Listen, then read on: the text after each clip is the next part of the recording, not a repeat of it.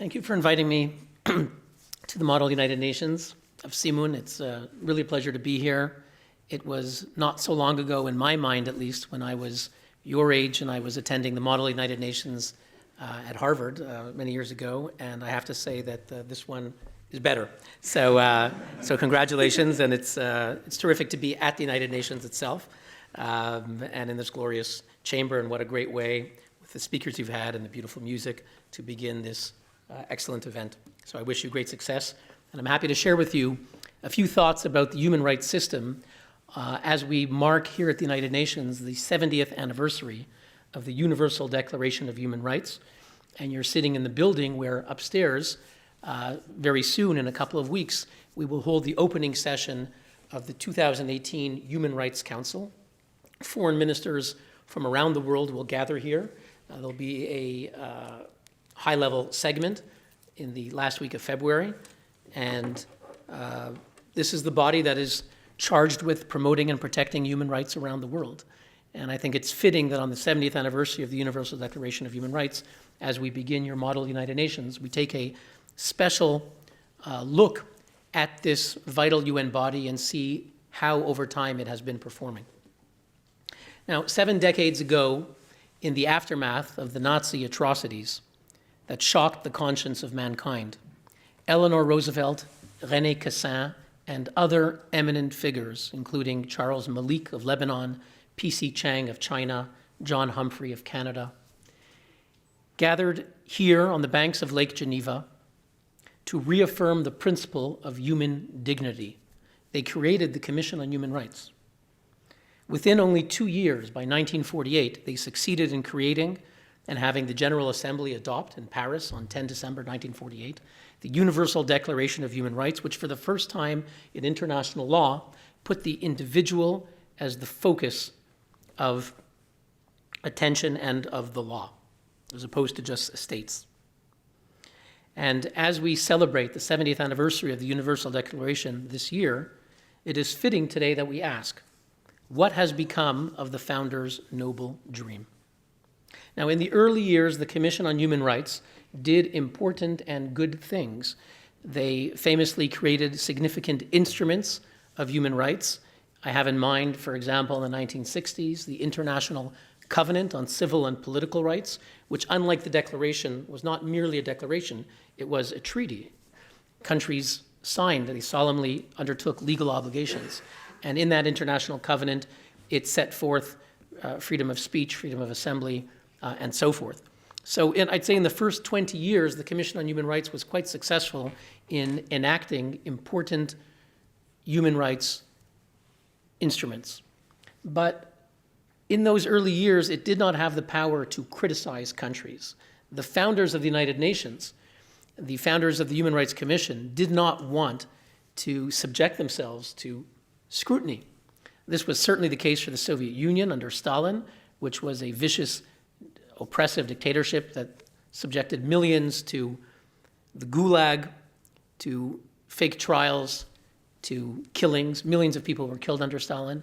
But it also included the United States, which at the time had segregation in the South, and they too were quite fearful of not having their racist policies in the South being criticized by the United Nations. So in the early years, the United Nations Commission on Human Rights certainly did not have the power to criticize countries. At most, they would pass on petitions. If an individual would complain to here in Geneva, there would be an office that would collect petitions and from time to time might pass it on to the country, but that was it. But over time, things changed. Over time, this was not merely a body that adopted generic declarations and instruments, but over time it acquired the power, initially ad hoc, to actually investigate countries and to criticize countries. So this was the case in Chile, in South Africa, and some other countries, beginning in the late 1960s, in the 70s, by the 1980s. The Commission acquired the power to investigate, to criticize. They could send working groups to a particular country. They could send investigators known as special rapporteurs or an independent expert.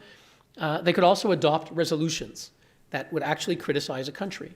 And it's interesting. You might say, well, who cares? Why would a country care if they're criticized? Why would a powerful country like China, for example, why should they care if they're criticized? The Human Rights Commission, and today known as Human Rights Council, and we'll come to that in a moment on why the name changed and what that meant. It does not have the power of the sword. In New York, the Security Council has the power to deal with war and peace. It does not have the power of the purse. That's the General Assembly, which adopts the budget. The Human Rights Commission didn't have any of those powers. So who cared if they adopted a resolution? The only power that they had, and that the Human Rights Council has today, in my opinion, is the power of shame. And actually, I think that can be quite significant. The power to spotlight a situation of gross and systematic human rights abuse, in particular in countries that don't have the institutions of democracy. I grew up in Canada and I live today in Switzerland, and these countries and other countries here in Western Europe have a variety of institutions of democracy that can check and balance power. Of course, the United States Constitution speaks of checks and balances. That's a significant concept. It means that if the executive, the president, is doing something that's wrong or that you don't like, the legislature is a separate institution of power and can challenge the executive. You can go to the court, to the judiciary, and have the court strike down a government decision or law because it violates the Constitution. It violates fundamental human rights. You can protest. You can stand in the public square, lift up a sign and say, down with the president, down with the prime minister, down with the government. You can have free and fair elections and change the government. So all of these things are features that liberal democracies have very much relied on in the past hundreds of years, honed over time. But in those countries, for example, I mentioned China, that don't have any of these institutions, that's where the United Nations, in my opinion, can play a really important role. They could shine a spotlight on behalf of victims who otherwise have no venue, no mechanism to seek redress from the violations that they're suffering. And it turns out that countries, actually some of the worst abusers of human rights, care very much how they are treated here at the United Nations. And I recall just a few years ago when there was a speech given. It wasn't a resolution.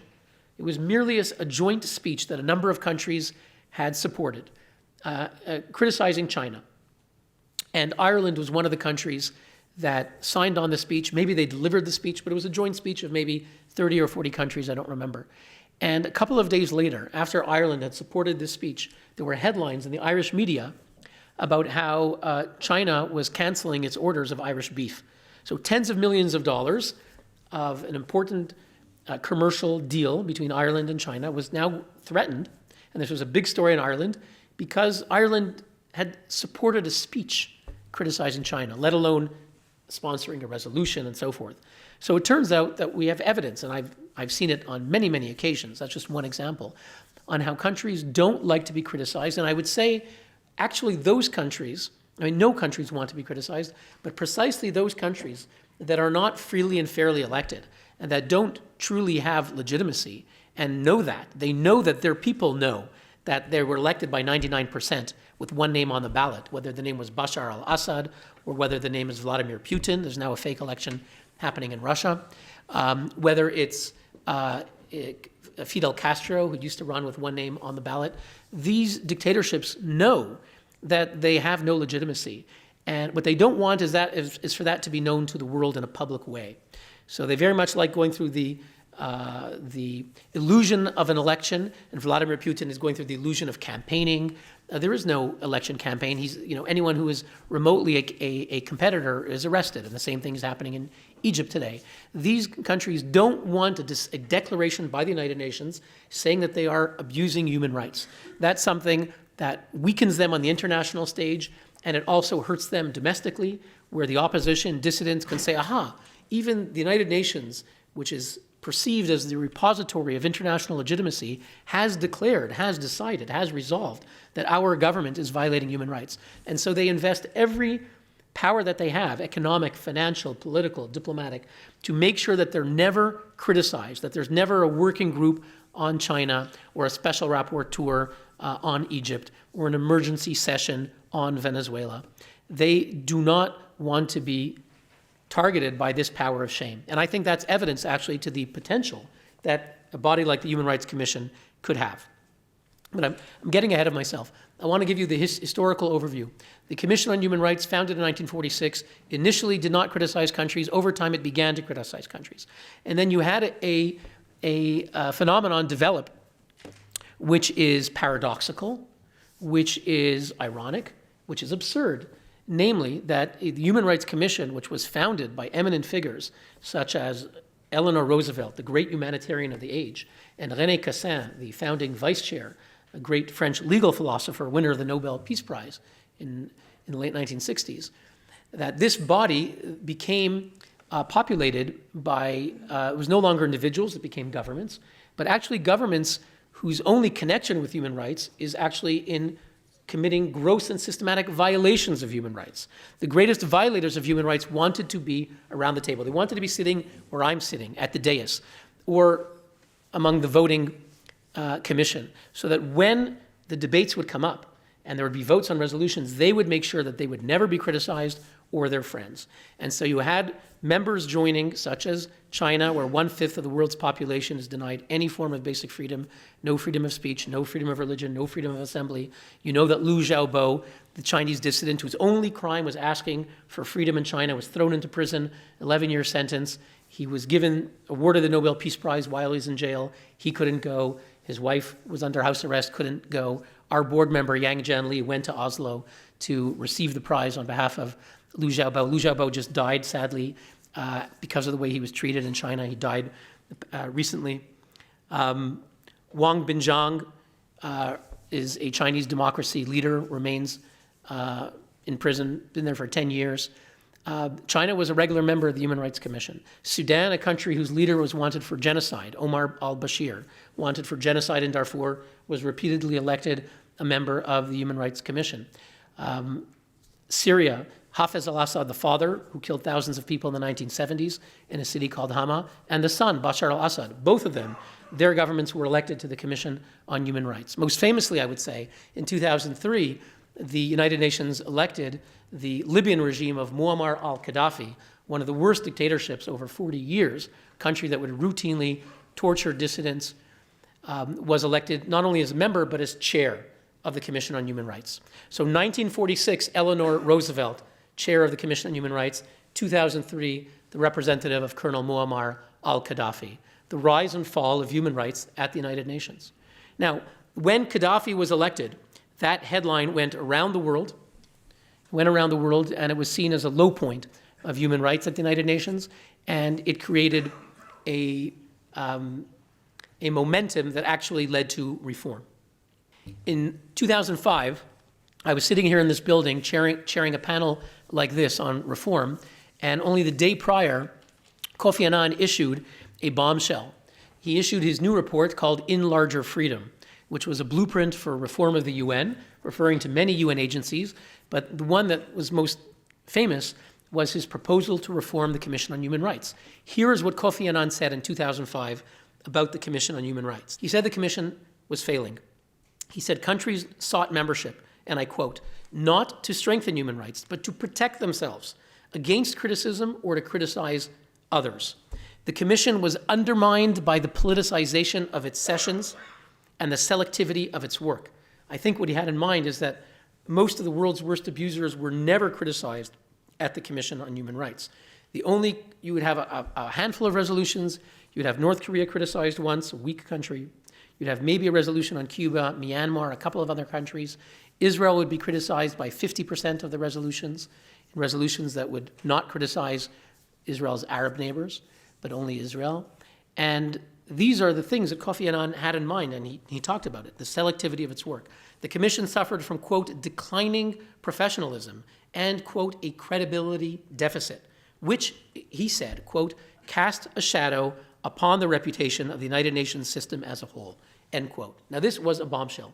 No UN official, let alone the Secretary General of the UN, had ever said this about the Commission on Human Rights. And of course, that meant that it was basically dead. And indeed, Kofi Annan said, we need to replace it, create a new body that would be reformed, that would be smaller, more efficient, made up of members, he said, that would have the highest standard, that would have a record, the highest record in promoting and protecting human rights. And a few months later, in June 2006, suddenly like a phoenix arising out of the fire, came the new and improved Human Rights Council. And we were told by Kofi Annan and then the President of the General Assembly, Jan Eliasson, the former Foreign Minister of Sweden, that the Human Rights Council would be the answer to all the problems that we heard. He said that membership would be changed. In order to be elected, there would be a competitive elections. According to the resolution 60/251, candidates that run for the council have to ought to be considered when electing the now 47 members. You should consider their record on promoting and protecting human rights. So suddenly now their human rights record is a criteria. And as Jan Eliasson pointed out in Section 8 of that resolution, countries that commit gross and systematic abuses can be removed from the Human Rights Council. So this is not the idea of universality that you might hear about. It's the idea that actually there's criteria. There was a big debate in Geneva whether it should be open to all 193 states or continue to have criteria. They said there should be criteria, have to have countries that have a proper record. If they're not, they can be removed. Countries that sit on the council have an obligation under the founding resolution to promote and protect human rights, to uphold the highest standards of human rights. These were the expectations. We were also told that the council would, in its work, quote, address violations of human rights, including gross and systematic violations. Their work would be guided, and I quote, by universality, impartiality, objectivity, and non-selectivity. Ladies and gentlemen, 12 years later, where do we stand? How have the expectations of the new and improved Human Rights Council been met or not? Let me go through a few mechanisms. One of the innovations of the new and improved Human Rights Council was this notion of universal periodic review. I mentioned before that most countries were never criticized by the Human Rights Commission, and under the new UPR, every country must be scrutinized once every 4 to 5 years. So it's universal, every country, but it's periodic. It's only once every 4 to 5 years. And the reviews are not done by experts, they're done by peers. It's a peer review. So that doesn't always work the way we might want it to work. So in theory, it's a good idea. It means once every 4 or 5 years, you will have countries talking about Pakistan, Venezuela, once every several years. So in theory, the fact that countries are reviewed who never were reviewed before is a positive development. In practice, however, most of the reviews, I'd say about 80% according to our numbers, have failed to be meaningful, effective, or noteworthy. What does a review mean? It means that when a country is being reviewed, like Burundi was recently reviewed, Burundi sits there, they present their record, and then the other countries are supposed to, if they're doing their work properly, ask them meaningful questions, to apply scrutiny, to say, Burundi, why have your forces been arresting and torturing dissidents? Why did you pass such and such law that is discriminatory? And to force the country to answer for their record. That would be a meaningful review. Regrettably, most of the reviews have failed to be meaningful. In one session in 2009, Libya used its slot when Cuba was being reviewed to praise Cuba for, quote, promoting freedom of thought and expression at a time when Cuba was throwing all of its dissidents in prison, while China took the floor to praise Saudi Arabia for its record on women's rights. In 2013, China again used the UPR to praise Saudi Arabia right after Saudi Arabia had arrested 53 Ethiopian Christians for the crime of praying in a private home. China praised Saudi Arabia for, quote, its religious tolerance. Okay, you can find the videos for these things. The next day, China was being reviewed. They were sitting on the dais, and Saudi Arabia took the floor. And they praised China, which has trampled the human rights of Tibetans, for its, quote, progress in ethnic minority regions at the political, cultural, and educational levels. Okay, now this happens all the time. We just had the UPR a week or two ago, and you had the same farce. So again, there are a number of countries, some of the more serious democracies, that use their time to ask meaningful questions, to apply review, and that's a good thing that we have this innovation that at least once every 5 years, a country is being reviewed and can hear something. But it remains the case that about 80% of the reviews are not scrutiny, but praise, and in other words, about 80% are fake reviews. And that's a problem. So UPR, the main innovation is, on principle, it's correct. It has the right idea, but in practice, it's once every several years. So if terrible crimes are happening now, it probably won't be addressed at all for about 4 to 5 years, and even then the reviews are problematic. Now, what about membership? Kofi Annan identified this as perhaps the core problem, because if the membership is rotten, well, if you make a soup and you start with rotten ingredients, don't be surprised that you'll wind up with a rotten soup.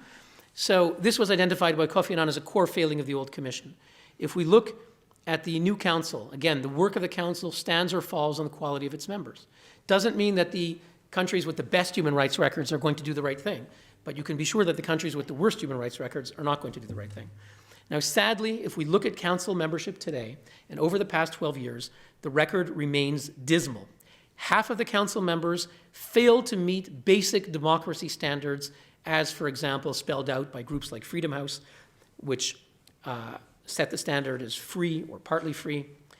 The majority of the council members are human rights abusers of varying degrees. They include members today.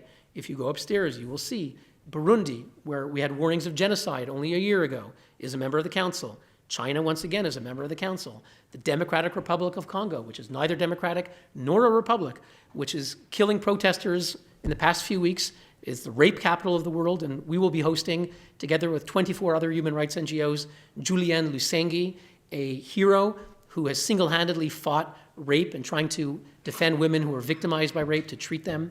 And we'll be honoring her at the Geneva Summit for Human Rights. Will take place across the street on February 20th. Those of you who will be here in Switzerland are invited to attend. Just register genevasummit.org and come on February 20th. You'll hear Julienne Lusengi and how she's confronted the Democratic Republic of Congo. Members today include Cuba, they include Egypt, they include Iraq, Pakistan, Qatar, Saudi Arabia, almost always a member of the Human Rights Council, United Arab Emirates, and Venezuela. These are countries with some of the worst human rights records on the planet, and they are sitting as judges and prosecutors of human rights here at the Council.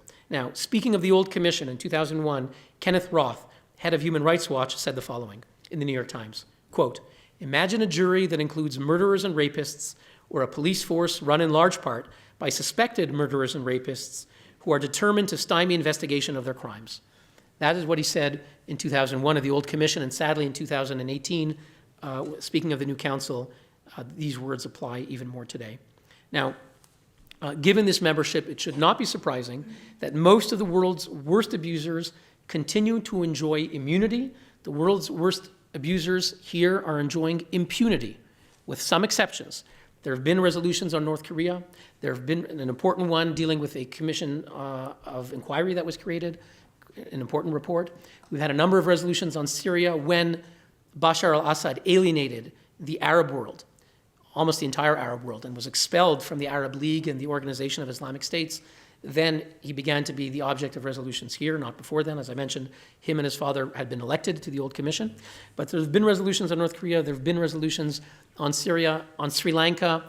After Sri Lanka killed 40,000 people, they were actually praised here at the Human Rights Council. But over time, that's changed. We've had resolutions that are more critical. So there have been a number of countries that have been criticized, in my opinion, correctly, and where scrutiny has been applied.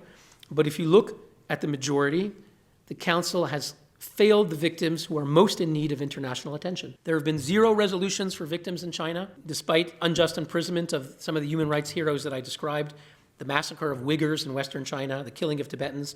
And that's why at our summit across the street, we will bring Yang Jianli, former political prisoner, who was in solitary confinement, arrested after he was at the Tiananmen Square demonstrations more than 25 years ago. We'll have Lam Wing Ki, the heroic Hong Kong bookseller who was prepared to sell banned books, and he was abducted by Chinese agents, held in confinement and released. A very famous case that happened in the past year. He'll be coming. We're going to hear from Golog Jigme, a Tibetan monk who was arrested for years in torture in prison because he made a film about what's happening in Tibet. So he'll be speaking. So unfortunately, there's no resolutions here, but we will be hearing from the victims across the street.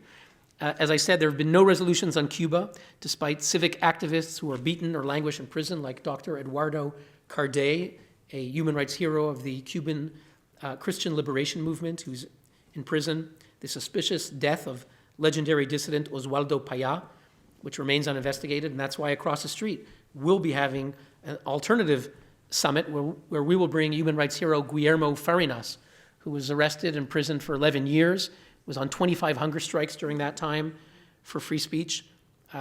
He'll be coming across the street. There have been no resolutions here for Zimbabwe, despite the ongoing brutality that happened for decades under Mugabe, and he's just been overturned months ago.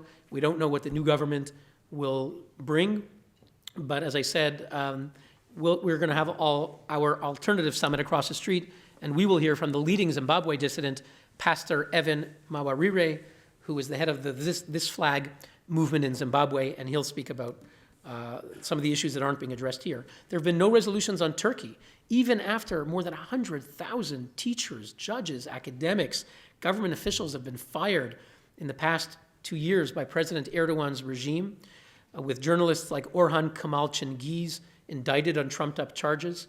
And Turkey just invaded Syria in the past 2 weeks in the Afrin region, going after Kurds. There's been no emergency session here. We will hear at our summit from Asli Erdogan, not related to the dictator, President Erdogan. She's a distinguished Turkish novelist who was thrown into prison for the crime of being affiliated with a newspaper that was pro-Kurdish. And she'll be speaking at our summit across the street, but there's been nothing here. There have been no resolutions on Saudi Arabia, nothing, even as its military has killed thousands of civilians in the bombing of Yemen.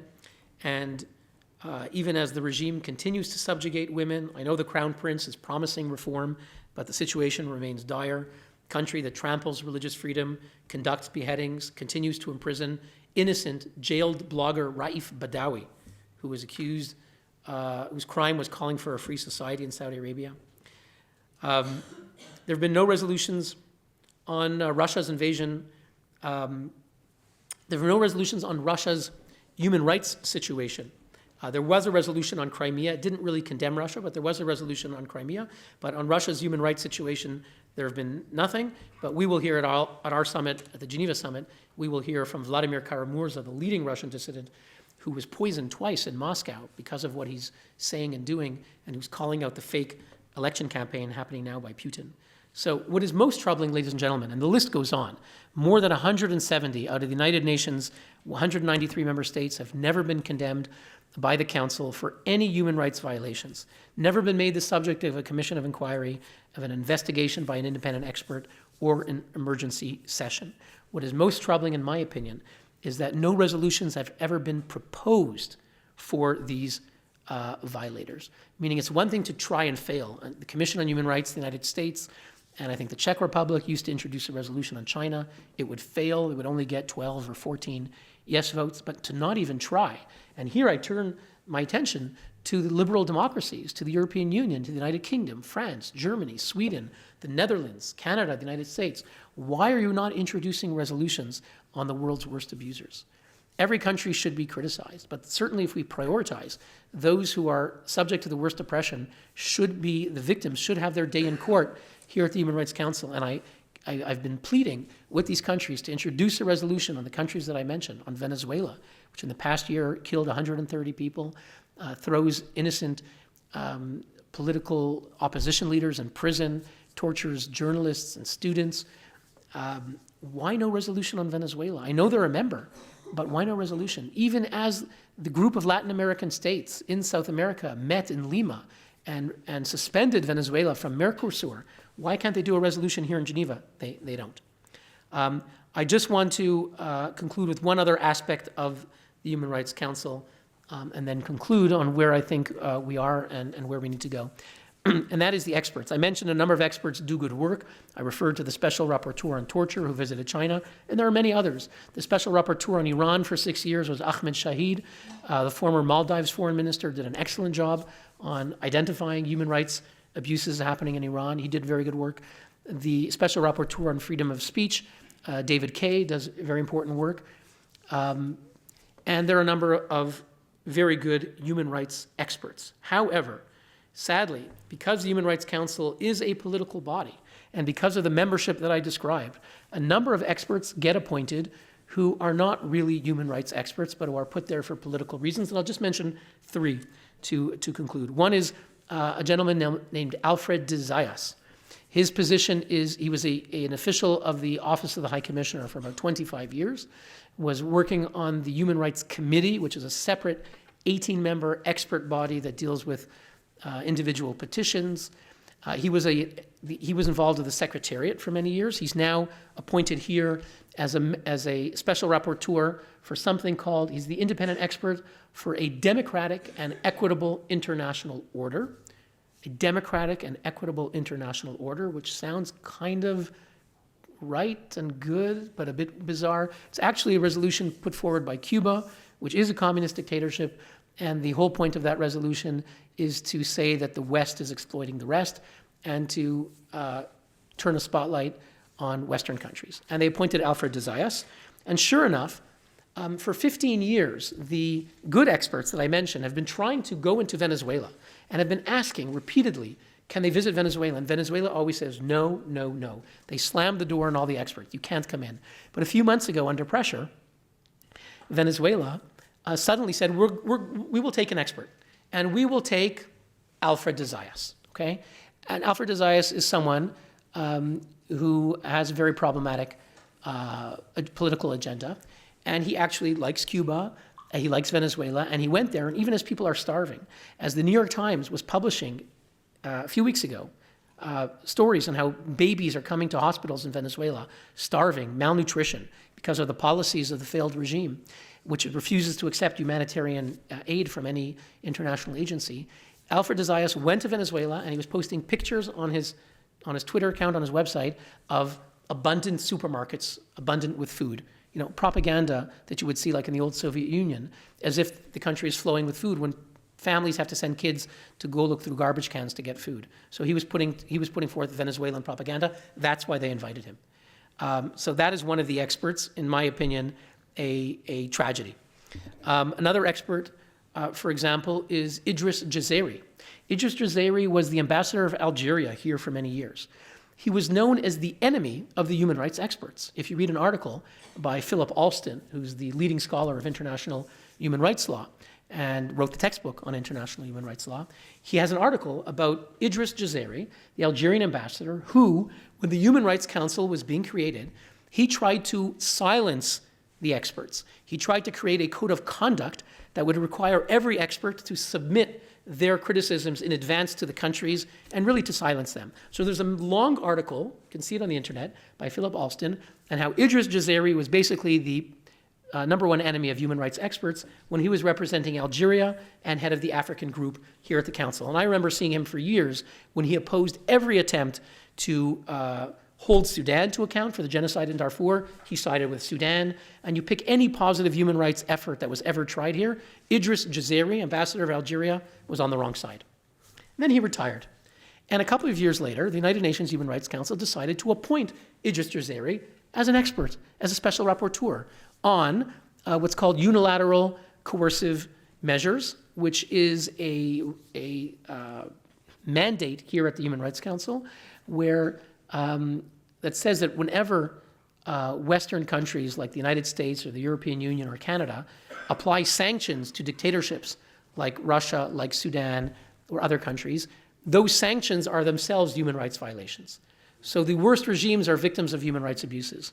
So as human rights dissidents like Vladimir Kara-Murza are going across Europe and the US asking Congress and parliaments to apply sanctions against Vladimir Putin, here at the Human Rights Council, those sanctions are characterized as human rights abuses, and the champion of this mandate is now Idris Jasiri. So the number one enemy of human rights experts is himself today, the special rapporteur on unilateral coercive measures. The first thing he did when he got the job was to visit Sudan.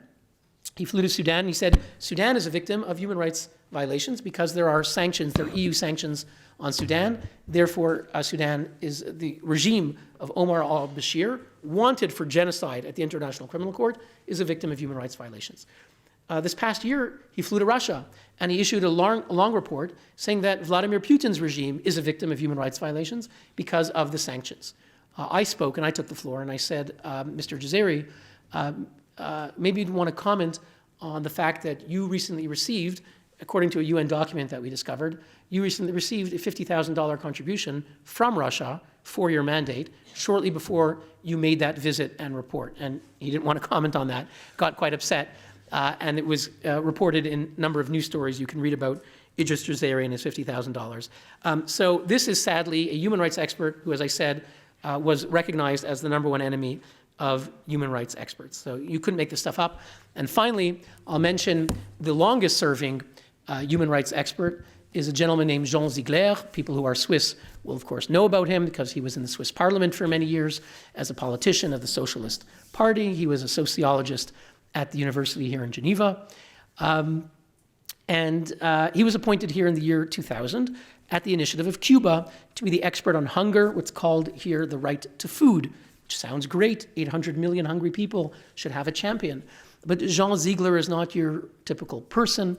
It may be interesting for you to know that in 1989, Jean Ziegler in this building went to the media and announced the creation of the Muammar Gaddafi Human Rights Prize. I'm going to say that again.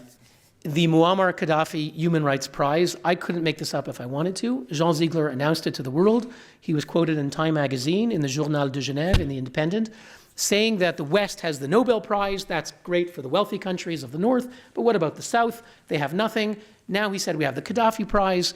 Yes, he said Qaddafi may not be perfect, but he's given $10 million into a bank account here in Geneva, and I will supervise it and everything will be fine. Who has received the Qaddafi Prize since 1989? In 1 year, the dictator of Cuba, Fidel Castro, won the Qaddafi Prize, comes with $250,000. You can look this up, I'm not making it up. In 1 year, Hugo Chavez, the late dictator of Venezuela, won the Qaddafi Prize. In the year 1996, the racist Louis Farrakhan, head of the anti-Semitic group, the Nation of Islam, received the Qaddafi Prize. He couldn't collect the money in Libya because Bill Clinton had applied sanctions on Qaddafi.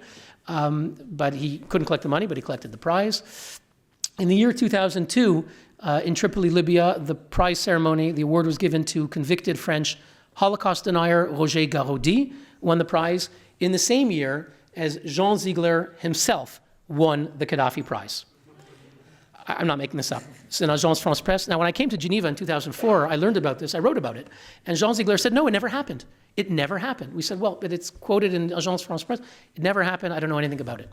A few years ago, I don't have much of a life, and I'm Googling these things, and I find the video of 29 September 2002, the ceremony in Tripoli, Libya, Jean Ziegler rising to the podium, bowing his neck as they put the Qaddafi Prize around his neck. I called a press conference. I asked Mr. Ziegler, gave him 3 days to come clean. Then he said, oh yes, I did receive the prize, but I gave it back.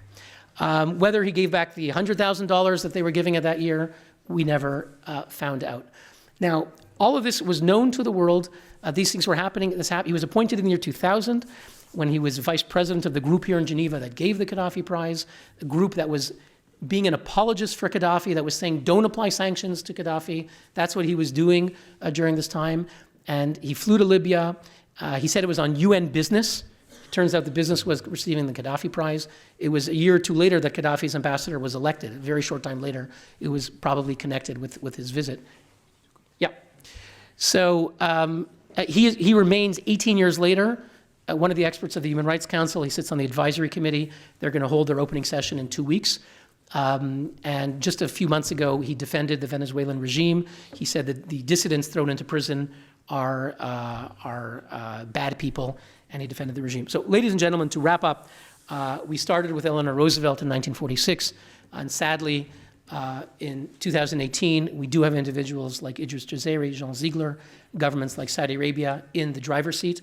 I don't think we should give up. I think what happens here matters, and I think it's our obligation, all of you are going back to your countries, to see to it that our elected representatives use the podium that they have, take the initiative, use the power of shame, use the power of a spotlight, and do it to help human rights victims who need it most. Thank you very much.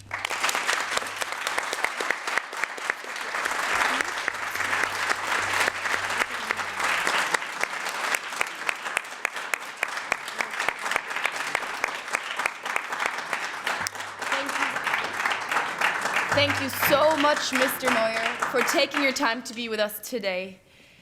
You not only inspired us, but I think you've triggered many thoughts that we can apply or think about throughout this week. Thank you very much.